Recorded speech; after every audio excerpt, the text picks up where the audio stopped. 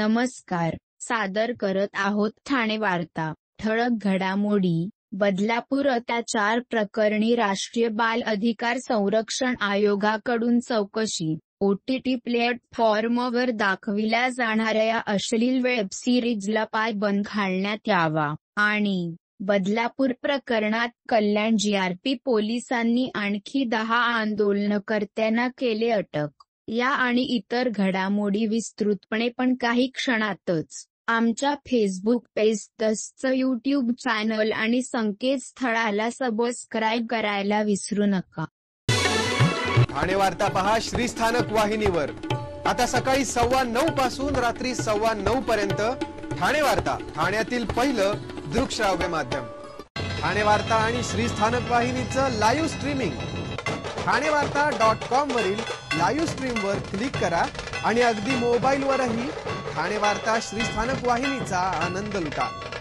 यासाठी आमचं app download करा. ठाणे वार्ता पहा श्रीस्थानक वाहिनीवर. आता सकाळी 9:15 पासून रात्री 9:15 पर्यंत ठाणे वार्ता, ठाण्यातील पहिलं दृकश्राव्य माध्यम.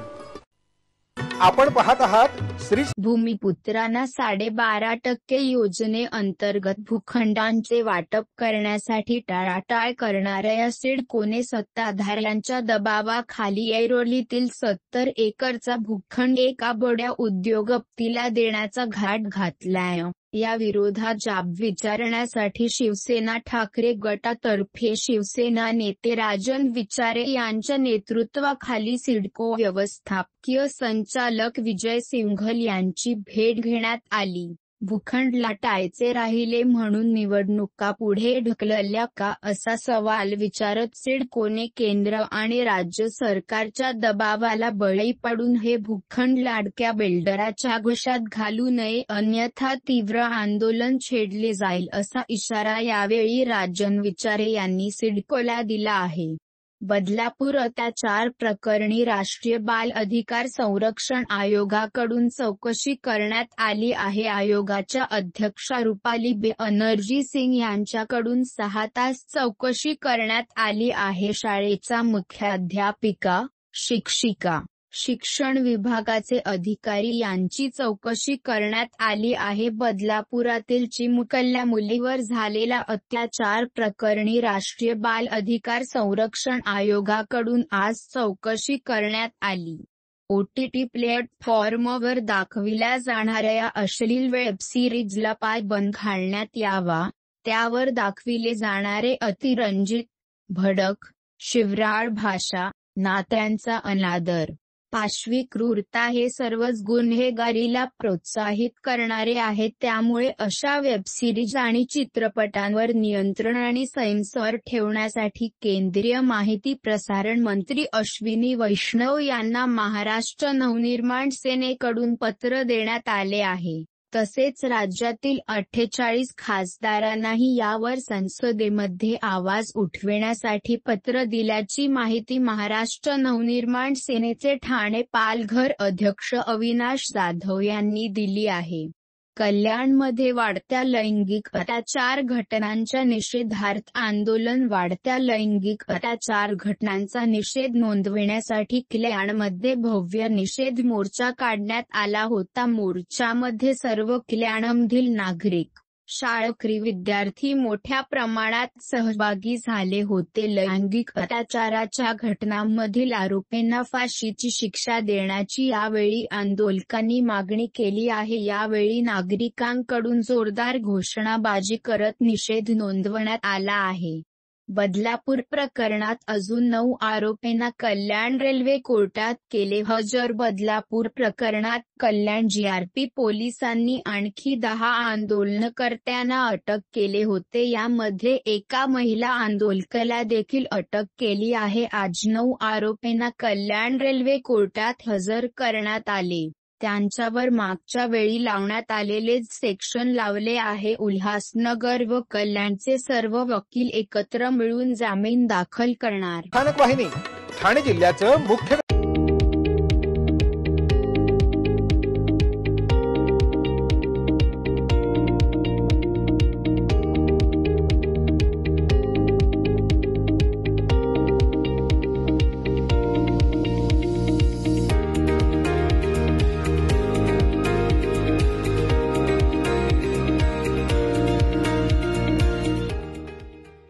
सर्व नागरिकांना आवाहन करण्यात येत आहे की सध्या डासांमार्फत पसरणाऱ्या डेंग्यू या आजाराचा प्रसार रोखण्यासाठी प्रत्येकाने पुढील प्रमाणे कार्यवाही करावी.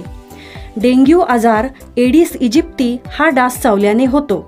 या डासांची पैदास साचलेल्या किंवा साचवलेल्या स्वच्छ पाण्यामध्ये होते. 8 दिवसांपेक्षा जास्त दिवस पाणी उघडे व साचून राहिल्यास त्यात डास अंडी घालतात. अंड्यांच्या अळ्या तयार होऊन पुढे डास तयार होतात. यासाठी आपल्या घरातील पाणीसाठे उदाहरणार्थ बॅरल्स, पिंपे, टाक्या, हौद, रांजणे इत्यादी दर आठवड्याला रिकामे करून घासून पुसून कोरडे करून पुन्हा भरावे. 1 दिवस कोरडा दिवस म्हणून पाळावा. पाणी साठ्यांना घट्ट झाकणे बसवावीत किंवा जुनी साडी, चादर, धोतर यांनी बांधून झाकून ठेवावीत, म्हणजे डास त्यात जाऊन अंडी घालणार नाहीत. घराच्या गच्चीवर, आजूबाजूला, अंगणात कोठेही पाणी साचू देऊ नये. भंगार सामान उघड्यावर टाकू नये. उदाहरणार्थ टायर्स, प्लास्टिक सामान, कुंड्या, टाकाऊ वस्तू इत्यादी. अशा सामानात पावसाचे पाणी साठून त्यात डेंग्यूच्या डासांची पैदास होते. घरातील कूलर्स, फ्रीजच्या पाठीमागील ट्रे हे देखील वेळोवेळी कोरडे करावेत. लक्षात ठेवा, नुसत्या फवारणीने डास घनता कमी होत नाही, तर त्यासाठी डास पैदास ठिकाणे नष्ट करणे ही आपल्या सर्वांची जबाबदारी आहे. कोणताही ताप अंगावर न काढता जवळच्या शासकीय रुग्णालयात मोफत औषधोपचार घ्या. अशा प्रकारे नागरिकांनी सहकार्य केल्यास डेंग्यूचा प्रसार रोखणे सहज शक्य आहे. केंद्रीय मंत्री रामदास आठवले यांनी बदलापूर अत्याचार प्रकरणात पोलिसांची भेट घेतली. मला मिळालेल्या माहितीनुसार पोलीस स्टेशनचे PSI आणि शिपाई यांना निलंबित केले आहे. त्यांची कुठलीच बदली झालेली नाही. FIR दाखल करण्यासाठी त्यांनी वेळ लावला असल्याने त्याच्यावर कारवाई झाली आहे आणि त्यांची चौकशी होणार आहे. त्यांच्या बदलीचा विषय चालू आहे, त्या विषयावर गृहमंत्री व शुक्ला मॅडमशी मी बोलणार आहे. निलंबित करण्याची जी कारवाई आहे ती योग्य आहे आणि त्यांची चौकशी व्हायला हवी आणि निलंबनामध्ये बदल होता कामा नये ही आमची सूचना आहे. त्यांनी आरोप जरी केला असेल तरी त्यांची बदली झालेली नाही. महाविकास आघाडीला आमचा पाठिंबा नाही. आमचा पक्ष महायुतीत आहे. हा विषय खूप गंभीर आहे याची आम्हाला कल्पना आहे, मात्र महाविकास आघाडीमधील लोकांनी अशा वेळेला राजकारण करण्यापेक्षा या आरोपीला शिक्षा कशी होईल हे पाहिलं केले पाहिजे. महाविकास आघाडीला सरकारला सल्ला देण्याची गरज आहे. आरोप प्रत्यारोप करण्यामध्ये त्याचा वेळ जात आहे, यापेक्षा आरोपीला शिक्षा कशी होईल यासाठी सरकारला सूचना देण्यामध्ये हरकत नाही.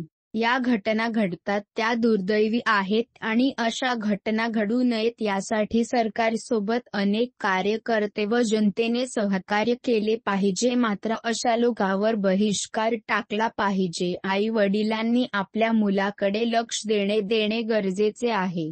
उद्याचा बंद हा महाविकास आघाडीचा आहे. लोकशाहीमध्ये त्यांना अधिकार आहे, मात्र यात रिपब्लिकन पार्टी सहभागी होणार नाही. आरोपी फाशी मागणी माझी मागणी आरोपीला फाशी झालीच पाहिजे तसा कायदा पार्लमेंटने देखील केलेला आहे. निर्भया हत्याकांडच्या वेळी कायदा केलेला आहे. या प्रकरणात देखील फाशी झाली पाहिजे अशी आमची मागणी आहे. 2 कुटुंबांना राज्य शासनाच्या वतीने आर्थिक मदत देण्यात यावी यासाठी मुख्यमंत्र्यांशी मी बोलणार आहे. ममता बॅनर्जीने जे सुझाव दिलेला आहे त्यांचे काही खासदार लोकसभेत आणि राज्यसभेत पण आहेत. त्यांनी अधिवेशनामध्ये हा प्रश्न उपस्थित करावा. सरकारही यासाठी सकारात्मक आहे. नरेंद्र मोदी या घटनेसाठी गंभीर आहेत. यासाठी नवीन कायदा बनविण्यासाठी आमचे सरकार विचार करेल. विरोधी पक्षांचा पाठिंबा घेत आम्ही नवीन कायदा बनवण्याचा प्रयत्न करू. उज्ज्वल निकम यांना विरोध, दुसरा वकील आला तर त्याला देखील विरोध करतील. उज्ज्वल निकम हे ऍक्टिव्ह वकील आहेत. अनेक केसेसमध्ये त्याची मागणी होत आहे. गेल्या वर्षी देखील त्यांची मागणी केली होती आणि त्यानंतर समोरच्या आरोपींना फाशीची देखील शिक्षा झाली होती. कोणी म्हणत असेल की हा वकील नको, दुसरा वकील द्या, यामध्ये काही अर्थ नाही. ते बीजेपीचे वकील नाहीत, मात्र बीजेपीने त्यांना अचानक तिकीट दिलेलं. मात्र आता त्यांनी पुन्हा आपलं काम सुरू केले आहे. उज्ज्वल निकम हे चांगले वकील आहेत. ते आरोपीला फाशीची शिक्षा देण्यासाठी सक्षम आहेत. रोखणे सहज शक्य आहे. आपण पाहत आहात श्री स्थानक वाहिनी, ठाणे जिल्ह्याचं मुख्य व्यासपीठ. ठाणे वार्ता पहा श्री स्थानक वाहिनीवर. आता सकाळी 9:15 पासून रात्री 9:15 पर्यंत ठाणे वार्ता, ठाण्यातील पहिलं दृकश्राव्य माध्यम.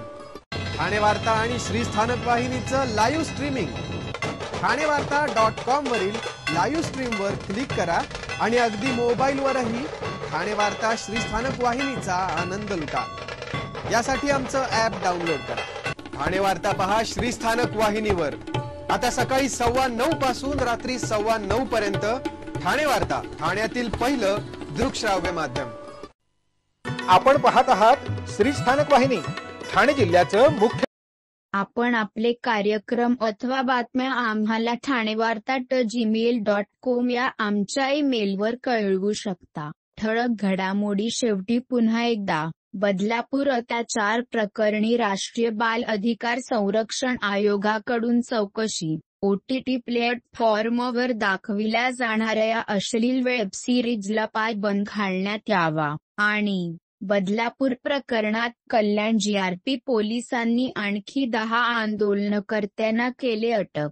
या होत्या ठाणे वार्ता. आपली एखादी बातमी बघायची राहून गेल्यास आपण आमच्या ठाणेवार्ता.in या संकेतस्थळाला किंवा फेसबुक पेज तसंच यूट्यूबचे चॅनेलला अवश्य भेट द्या. तर मग पुन्हा भेटू पुढील बातमीपत्रात, फक्त श्री स्थानक वाहिनीवर. धन्यवाद. व्यासपीठ.